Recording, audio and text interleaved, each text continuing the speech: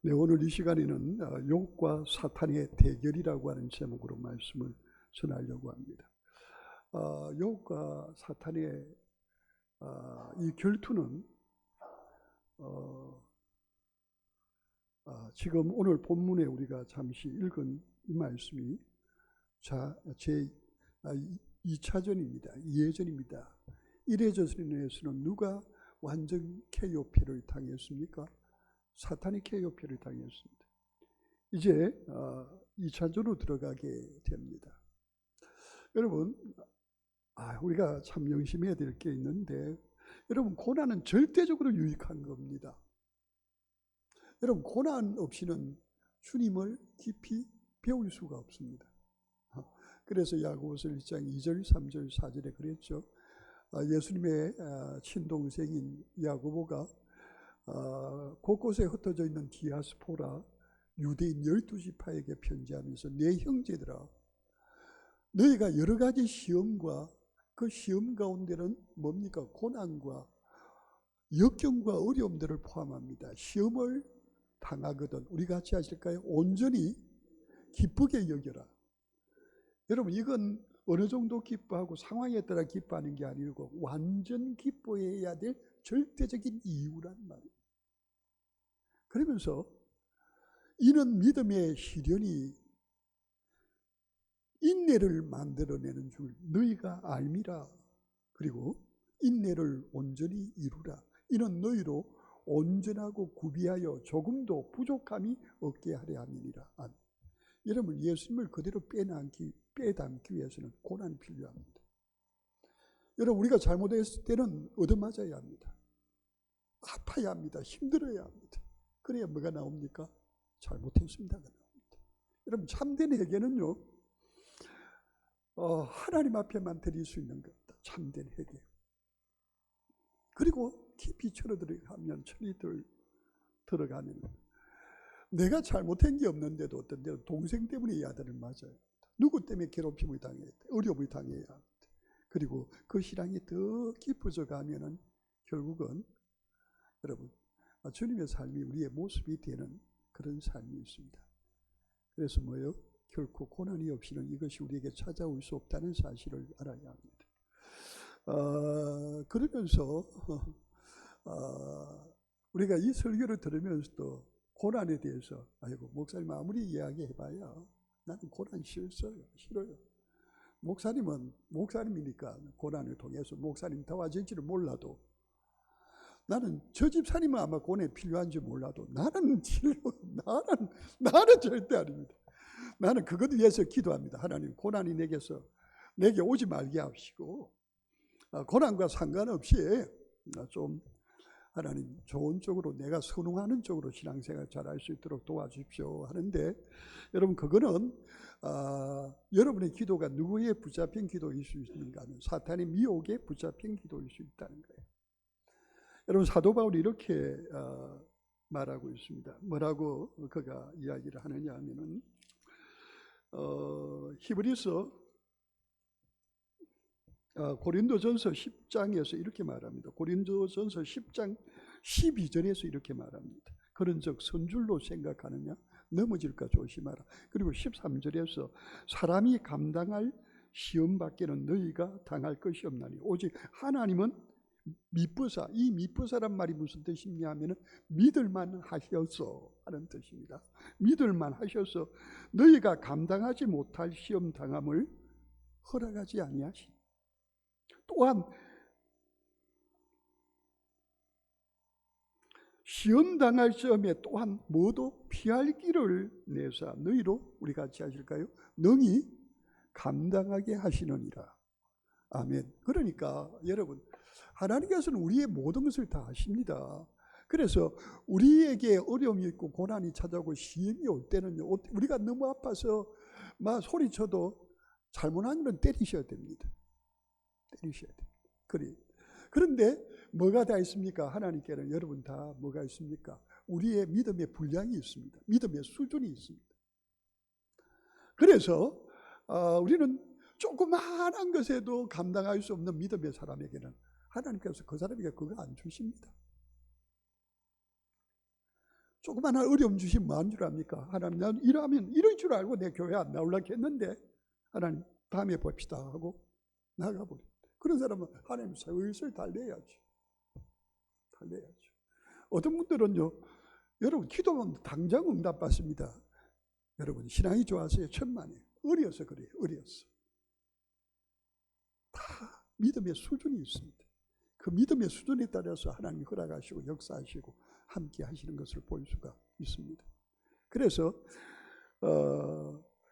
감당하지 못할 시험당함을 하나님이 허락하십니까? 안 하십니다.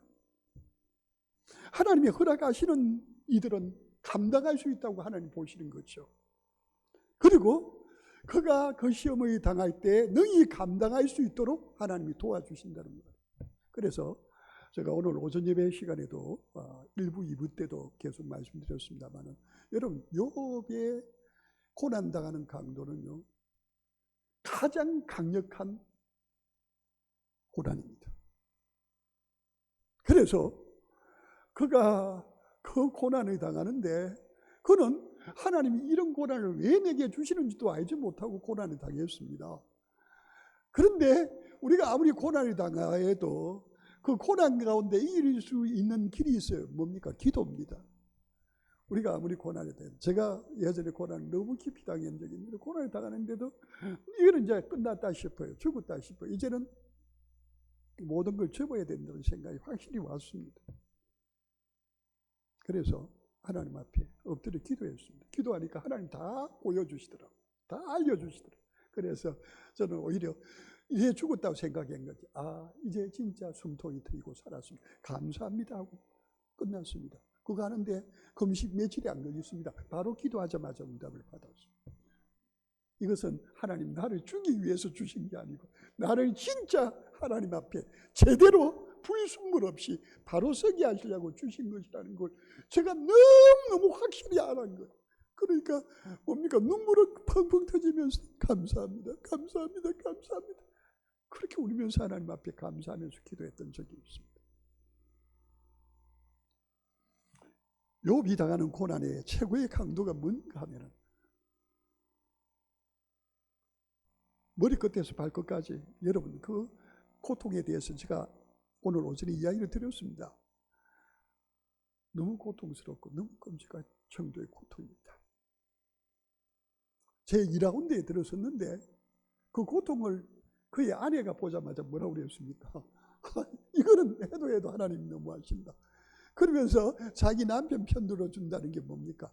하나님을 어떻게 하라는 겁니까? 저주하고 죽으라는 겁니다. 하나님 해도 어떻게 우리 남편한테 이렇게 할 수가 있는가? 여기 하나님을 뭐하고요? 욕하고 죽으라는 거예요. 그러니까 하나님을 욕하고 하나님과 단절하고 하나님과 이제는 완전히 갈라서고, 그리고 이 고통에서 끝내는 방법으로 택해라. 끝내는 방법이 뭡니까? 고통이 느껴지지 않는 거, 목숨을 끊어라 이 말입니다. 그러자 참 여러분, 이게 이제 2라운드에서 사탄이 자신을 대리해서 보내는 제1주자입니다. 1주자가 그의 아내입니다. 그리고 제2주자가 누구입니까? 자, 7절에 그때 욥의 친구 세 사람이 이 모든 재앙이 그에게 내렸다함을 듣고 각각 자기 지역에서부터 이르렀으니 곧 대만 사람 엘바스, 수아 사람 빌닷과 나아마 사람 소발이라, 그들이 욥을 위로하고 위문하고 위로하려 하여 서로 약속하고 찾아왔습니다. 그런데 누가요? 사탄이 바로 이 세 사람을, 욥을 무너뜨리는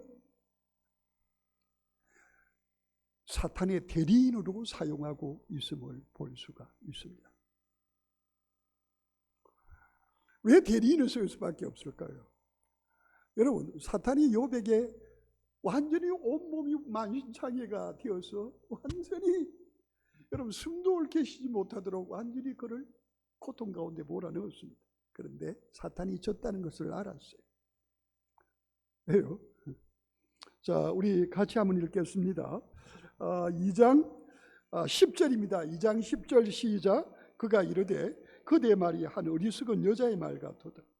우리가 하나님께 복을 받았은즉 화도 받지 아니하겠느냐 하고 이 모든 일에 욥이 입술로 범죄하지 아니하느니라. 아멘. 여러분 욥이 보세요. 하나님 말씀 그대로잖아요.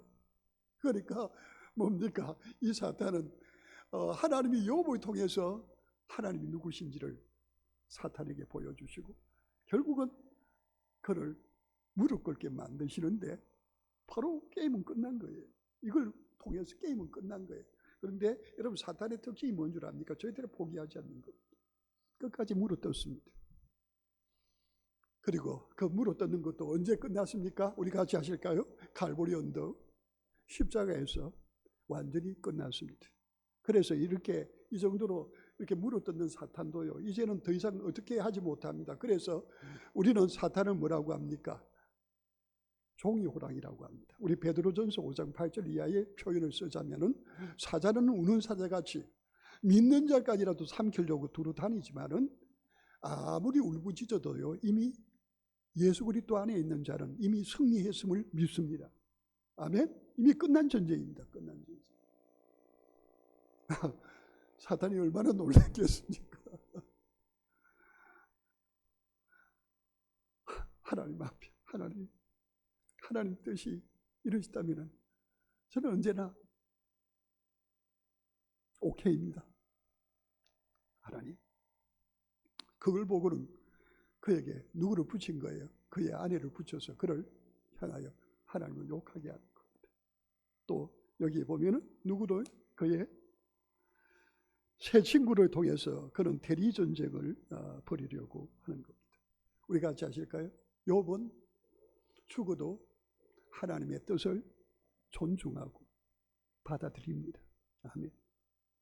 좀 전에 우리 이어전도에서 찬양 불렀죠. 찬송을 불렀죠. 그거 같이 주님밖에 없습니다. 주님밖에 없습니다. 여러분 이게 우리 야고보서 4장 4절, 5절, 6절, 7절, 8절, 9절, 10절까지 보면 잘 나옵니다. 가늠한 여인들아 하면서 나오는데 누구든지 세상을 사랑하는 자는 하나님과 원수가 되나니 이는 뭐요? 스스로 하나님과 원수되는 행위고 그것에 대해서 브레이크를 거시는 분이 누구라고 그랬습니까? 성령님이라고 하셨습니다. 그래서 성령님 우리 가운데 그러면 안 된다 우리 속에 시기한 마음을 주셔서 안 된다고 아무리 외쳐도 우리는 그걸 뭡니까? 아이고 되었습니다 하고 오전에 그렇게 생각하고 산다는 거예요. 그래서 하나님께서 절대 우리를 포기하지 않으시니까 6절에 보면 뭐라고요? 그러나 더욱 큰 은혜를 주시라. 그러므로 일렀을 때 하나님이 교만한 자를 묻으시시오 겸손한 자에게 은혜를 주신다 하셨습니다. 그리고 7절에 뭐라고 했습니까? 야고보서 4장 7절에 여러분 제가 이 성경을 어떤 때는 암송하고 제가 힘들고 할 때는 그 말씀을 생각 근데 어떤 때 설교하다가 제가 갑자기 성경을 이렇게 암송하고 하는데 어떤 때는 제가 틀릴 수 있습니다. 여러분 제가 얼마나 연약하고 부족한지 아시죠? 틀릴 수 있습니다. 자, 왜 제가 틀릴 수 있고 잘못할 수 있다는 걸 말하는 줄 압니까? 여러분 말씀을 이렇게 들으면 꼭 성경을 통해서 찾아보십시오. 맞는가 틀린. 우리 목사님 오늘 구절이 이게 혼돈이 됐구나. 그래 여러분 아시는 분이 저한테 말해 주시면 제가 그분한테 솔직히 감사할게요. 그런 분이 진짜 크리스찬이에요. 여러분 사도 바울이 어떻게 했습니까? 제 2차 선교 여행을 에베소로 가려고 하다가 성령께서 이끄셔서 에베소 가지 말고 유럽으로 가라고 하셨잖아요. 그죠? 유럽으로 가게 하셨어요. 그 유럽으로 가는 제일 처성이 어디입니까? 마게도냐의 빌립보가 처성입니다. 그런데 그곳에도 너무 큰 핍박을 받으면서 그가 유대인들을 도망의 스탄입니다. 그가 데살로니가 교회를 가고 베레아 교회를 갔습니다. 얼마나 그들 말씀을 듣는 자들이 신사지교 아름다웠는지 모르는 거죠. 데살로니가 교인들에게 그가 푹 빠졌습니다. 그런데 그게 더 이상 없게 되었습니다. 오래 못 있게 되자 그가 또 도망갑니다. 베레아. 그런데 베레아 교인에 대해서는 최상의 칭찬을 아끼지 않습니다. 왜요? 베레아 교인들은 신사적이었어요. 내가 하나님의 말씀을 들었다. 우리 같이 하실까요? 그것이 하나님의 말씀이 맞는지 확인하고 그가 주시는 하나님의 말씀을 하나님의 말씀 그대로 받았더라. 그겁니다. 저는 참 연약합니다. 여러분 보셨죠? 우리 어린이 주일날 그 어린이들 있는데 참 하나님 제가 얼마나 연약한지를 어떻게 보여주느냐면 스마트폰 제가 보통 저거 가지고 메모를 다 하고 들어오는 생각이 이렇게 하고 막 하거든요. 그날따라 그 전날 잘못 맞춰놓은 게 그런 적이 전혀 없었는데 막 울리는 거예요. 제가 찾으러 가니까 또 울리고 요 나는 그러면서 제가 하나님께 감사했습니다. 우리 같이 하실까요? 하나님, 나는 이 정도입니다. 어린아이입니다 하는 거 알게 해주셔서 감사했는데 여러분 참 우리는 연약합니다. 그런데 여기 참 중요한 거는 여러분 겸손이라는 게 너무 중요해요. 겸손하면은 여러분 어린아이가 내한테 이야기해도 듣습니다. 왜요? 하나님이 그를 통해서 내게 말하실 수 있다는 것을 알고 늘 이렇게 하나님께 길을 쫑긋하고 향하여 있기 때문입니다. 여러분 너무너무 자주 드리는 말입니다. 우리 같이 하실까요? 마귀가 절대 이기지 못하는 사람이 있습니다. 누구일까요? 하나님의 말씀에 목숨을 거는 자입니다. 그래서 야고보서 4장 여러분 겸손에 대해서 말하면서 여러분 8절 9절 10절 계속 겸손 주 앞에서 낮추라 그리하면 주께서 너희를 높이시리라 하는데 여러분 마귀가 제일 무서워하는 사람은 누구라고요? 그런즉 너희는 하나님께 복종할지어다. 마귀를 대적하라 그리하면 너희를 피하리라. 아멘. 여러분 야고보서 4장 7절 말씀은요, 여러분 마귀가 제일 무서워하는 하나님의 사람이 누구인지를 분명히 밝히는 겁니다. 여러분 하나님의 말씀이 이해가 안 됩니다. 도저히 내가 받아들일 수 없습니다. 그럼에도 불구하고 하나님이 내게 말씀하신 것이 확인된다면 나는 내 생명, 내 전부, 내 모든 것을 다 드릴 수 있다고 하는 것.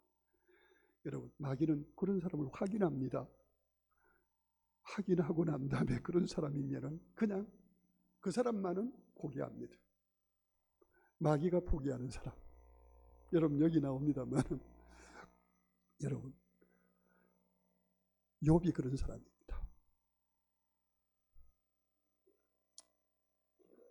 그런데 여기서 중요한 것은 여러분 야고보서 그쪽의 말이 아니에요. 욥기서에서 중요한 것은요, 우리가 같이 하실까요? 하나님도 버려두셨다. 여기 우리가 삼중고 그런 이야기하는데 욥에게서 제일 힘든 것은 하나님께서 때가 되기까지 그를 철저히 버리시고 철저히 외면하시고 철저히 그냥 던져 놓으시기로 작정하셨다는 거예요. 오늘 오전 2부 예배 때 그 말씀 철저히 그렇게 하시기로 하죠. 그러니까 어떻습니까?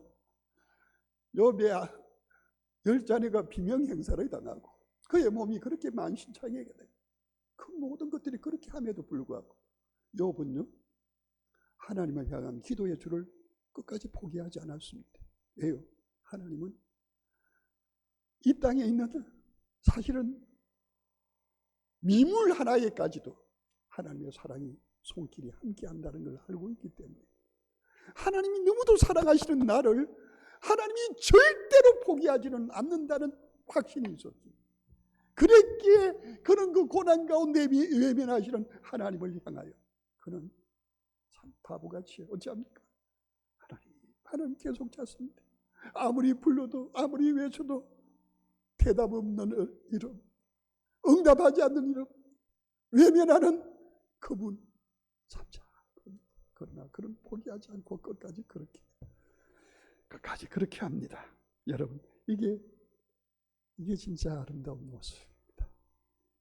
그리고 나서 38장에서 42장 6절까지 클라이막스에 뭐합니까? 하나님이 그에게 나타나십니다. 여러분 우리가 살아계신 하나님 앞에서 우리의 삶 모든 것을 다 내어놓고 하나님하고 도움을 청할 때 하나님께서 상훈아 힘들지? 예 그래요 하나님. 그래요. 알잖아 내가 함께하는 거야. 좋습니다, 주님. 너무너무 문대고 기뻐요. 여러분, 이게 하나님 우리 성도에게 주신 축복이고 특권이고 우리가 영원히 찬양해야 될 찬양의 제목이 되는 겁니다. 아멘.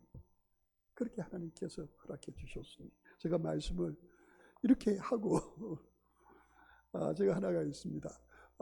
제가 이제 오늘은 잠시 꾹꾹 조이도 안 했는데 제가 우리 단기 선교팀 기도회를 좀 인도하기 전에 인도하러 나오기 전에 제가 뭘 준비하는데 뭐가 드르릉 하고 왔어요. 보니까 뭐가 왔느냐 하면은 카톡이 왔어요. 파라과이 우리 창근 선교사님이 보낸 글이에요. 큰 글인데 제가 그 글을 읽고 마치도록 하겠습니다.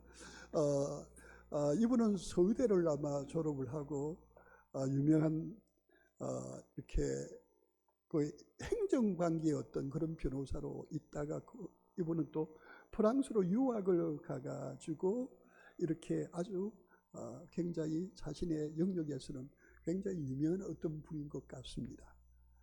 그런데 이분은 아마 독실한 크리스찬인데 그의 이름에 대해서는 여기 사용을 하지 않고 있는데 그분이 쓴 글을 이제 펌에서 이 양창근 선교사님이 저한테 보내준 걸 제가 읽도록 그렇게 하겠습니다.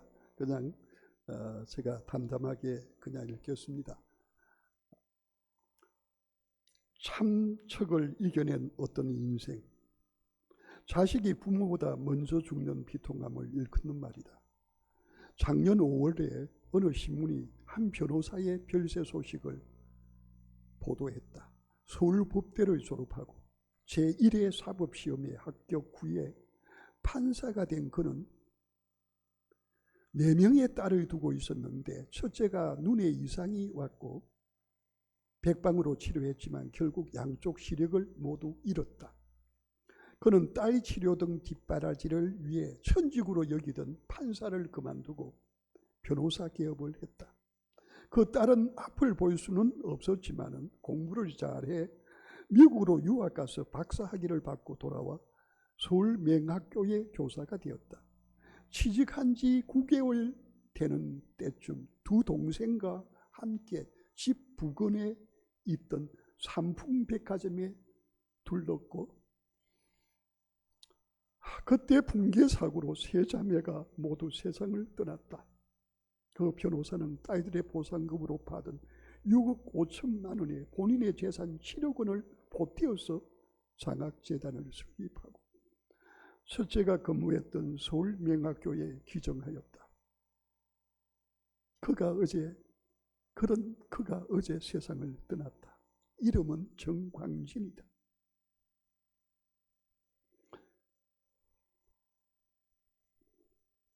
나는 그 기사를 읽고 그 감동적인 기사에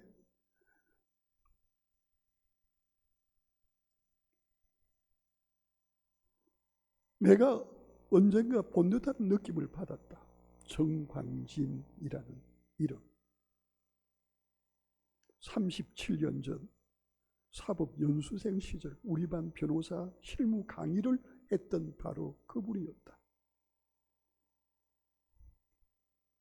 당시 나는 공직인관을 목표로 했던 터라 변호사 실무 강의에는 크게 관심을 두지 않았지만 그 교수님의 스타일을 보면서 저런 분도 있구나 하고 잠시 지나갔던 분이었다. 사진을 다시 들여다보니까 그분이라는 것을 어느 정도 가늠할 수 있었다. 그 교수님이 삼풍사고 때 딸셋을 잃은 피해자였단 말인가? 여태 누구도 그런 얘기를 내게 해준 사람이 없었다. 세 딸을 한꺼번에 잃은 아비의 심정은 어땠을까?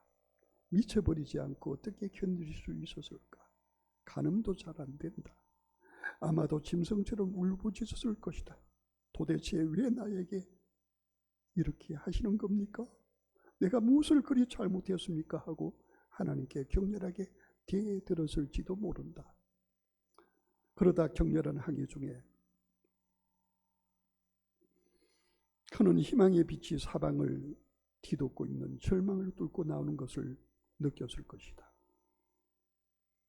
이제 내 딸들이 세상에 빛이 되게 할 것이다.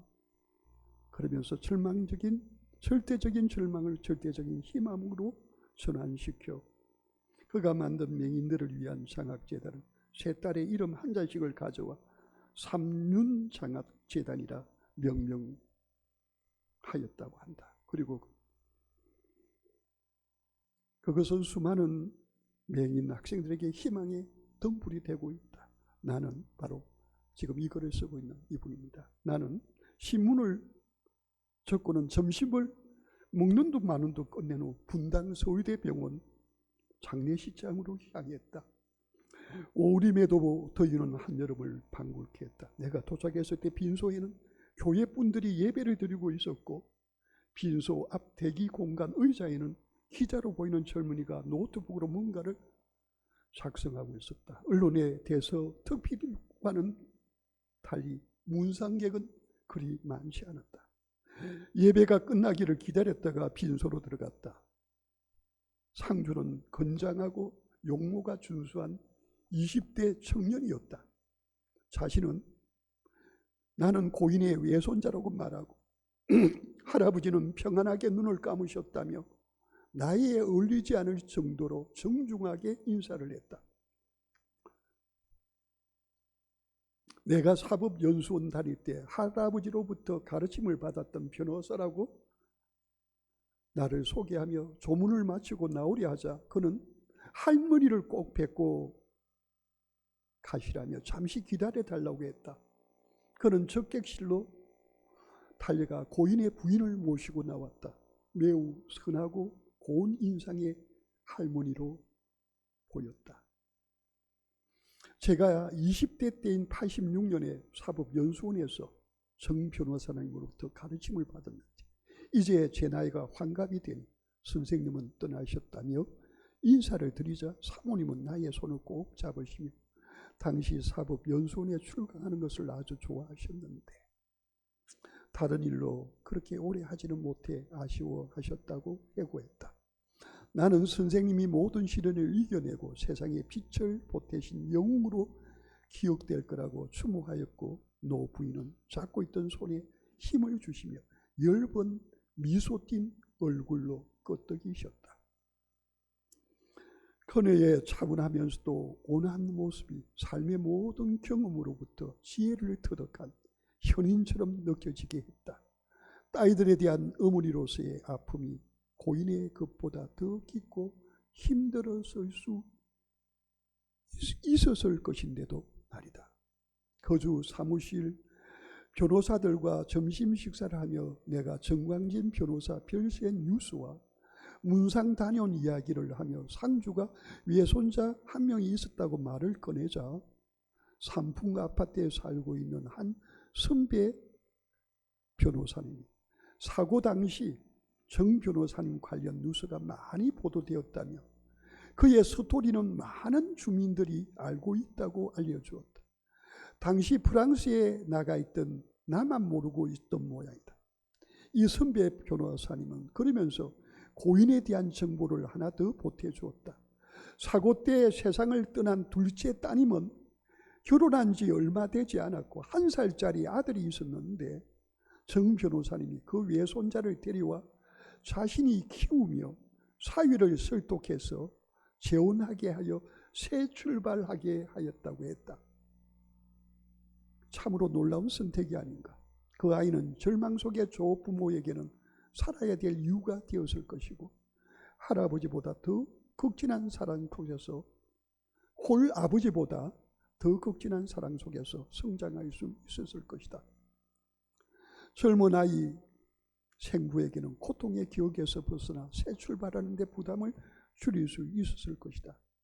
내가 빈소에서 보았던 그 건장하고 용모중수하며 정중했던 청년이 그때 1살배기 아이였던 것이다. 고인의 선택이 더없이 아름다운 꽃으로 피어난 현장을 내가 목격했던 것이다. 무엇이 그런 탁월한 선택을 가능하게 하였을까? 몇 년 후에 넷째마저 그의 막내마저 병으로 떠났다. 어떻게 다 키운 자식 4명 전부를 잃고도 그렇게 살다가 그 정광진 변호사님은 하늘나라로 가셨고 그의 아내는 그걸 다 고스란히 안고 그의 모습은 그래도 편안하게 있는 모습. 제가 이걸 적은 문에 대한 구체적인 건 잘 모릅니다만은 제가 이 글을 조금 전에 보내온 걸 읽었습니다. 여러분, 욥이요 7명의 아들과 3명의 딸을 제가 아침에 삼풍백화점 이야기했잖아요. 그게 무너져서 바로 한참에 다 죽어버린 거예요. 아마 이 세 딸을 데려가고 그 막내까지 또 다 데려가고 이 부부는요 4명의 자식 없이 둘이만 살았잖아요. 그러다가 이제 남편이 가고 누구만 남았습니까? 거기 그 근사님이셨을 것 같아. 근사님 남으시고 근사님에게 남아있는 또 다른 한 명은 누굽니까?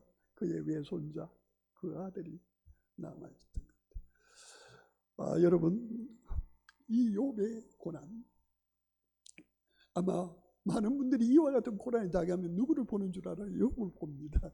아마 이분도 아마 욥을 기억하면서 그 고난의 깊은 데서도 하나님만을 바라보았을 거라고 저는 생각합니다. 여러분 우리 말입니다. 이 땅에서 삶 정말 태어난 대로 순서 있게 가는 것도 아닙니다. 그리고 여러분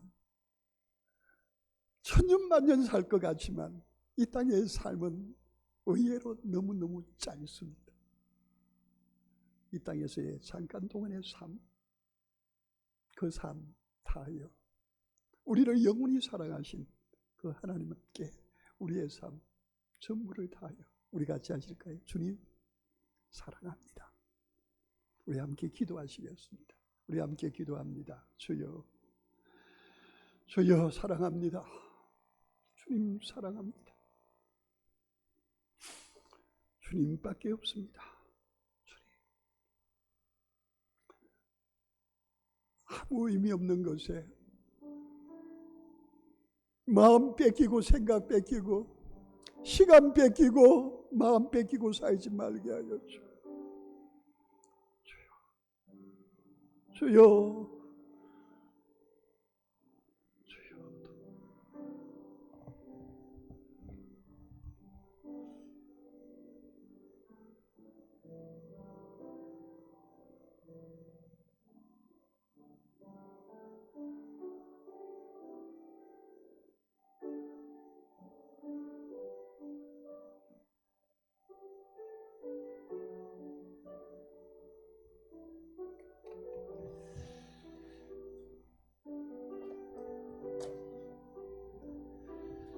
주여, 고난을 통해서 저희들을 통해 영광을 받으시기를 원하시는 하나님 아버지, 주님 고난과 환난의 시간에 우리가 낙담하고 실족하기보다는 더욱더 아버지 하나님 찾게 하시고 그 아버지님을 통해 그 고난을 통해서 아버지님 살아계신과 저희들과 동행함을 하시는 그런 그 고난의 시간이 귀하고 기쁨의 시간이 될 수 있도록 저희들에게 아버지 하나님 은혜 내려주셨고 굳건한 믿음 위에서 아버지 한번 바라보는 저희들 되게 하옵소서. 언제나 사랑하시는 우리 고평의 성도들 아버지 하나님 주신 성령 충만으로 그 힘든 시간을 이기게 나가시고 우리를 통해서 아버지 하나님의 향기가 예수님의 향기가 온 세상에 전파되는 그런 교회 성도들 되게 하옵소서. 주여 불쌍히 여기시고 그렇게 되도록 언제나 저희들을 선한 길로 인도하여 주시옵소서. 아버지여 주여 주여 불쌍히 계시고 언제나 주님이 주시는 은혜로 살아가는 길 되게 하옵소서.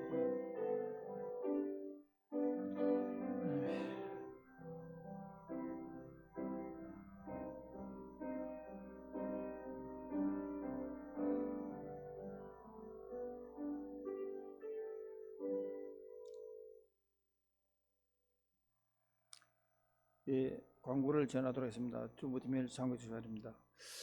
오늘 오후 찬양 예배 후에 바로 비전위원회 기도가 열리게 되겠습니다. 참고해 주시고요.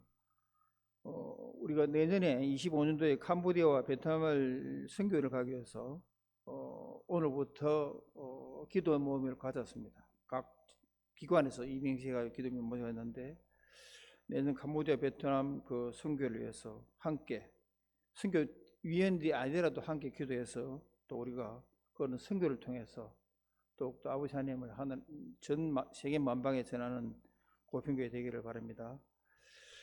중보기도 기도를 자원하시는 분들은 6월부터 중보기도에 참석하시면 됩니다. 매주 1시간 정한 시간에 교회에 오셔가지고 그달 기도 제목이 있는데 그들 제목으로 가지고 기도하시고 또 중보기도팀 카톡방에서 함께 기도할 제목이 뜨면은 함께 기도하시면 됩니다.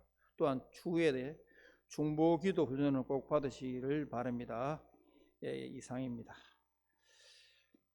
자, 우리가 그 나의 다짐과 전하세 부르고 목사님 축도하심으로 예배를 마치도록 하겠습니다. 자, 이제 아시죠? 나의 다짐 고평교회